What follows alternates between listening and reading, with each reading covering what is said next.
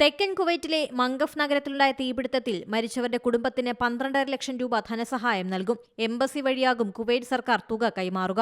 ഇന്ത്യക്കാരടക്കം 50 പേരാണ് തീപിടുത്തത്തിൽ മരിച്ചത്. 24 മലയാളികൾക്കാണ് തീപിടുത്തത്തിൽ ജീവൻ നഷ്ടമായത്. ഈ മാസം 12-ന് പുലർച്ചെ 4-നാണ് ദാരുണ സംഭവമുണ്ടായത്. മംഗഫിൽ വിദേശ തൊഴിലാളികൾ താമസിക്കുന്ന മേഖലയിലെ 6 നില കെട്ടിടത്തിലാണ് തീപിടുത്തമുണ്ടായത്.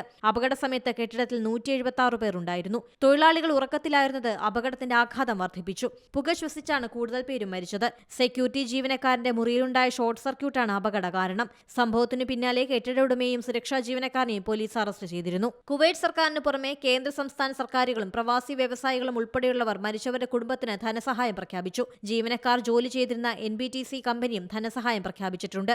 യഥാർത്ഥ ദുരന്തമെന്നാണ് അന്ന് കുവൈറ്റ് ആഭ്യന്തരമന്ത്രി ഷെയ്ഖ് ഫഹദ് അൽ യൂസഫ് സംഭവത്തെക്കുറിച്ച് പറഞ്ഞത്. റെസിഡൻഷ്യൽ കെട്ടിടത്തിൽ വൻതോതിൽ തൊഴിലാളികൾ തിങ്ങി നിറയുന്ന ഇത്തരം നിയമലംഘനങ്ങൾ പരിഹരിക്കാൻ അടിയന്തര നടപടി സ്വീകരിക്കാനും സമാനമായ സംഭവങ്ങൾ ഉണ്ടാവാതിരിക്കാനും കുവൈറ്റ് മുനിസിപ്പാലിറ്റിക്കും പബ്ലിക് അതോറിറ്റി ഫോർ മാൻപവറിനും നിർദ്ദേശം നൽകി. International desk C Malayalam news.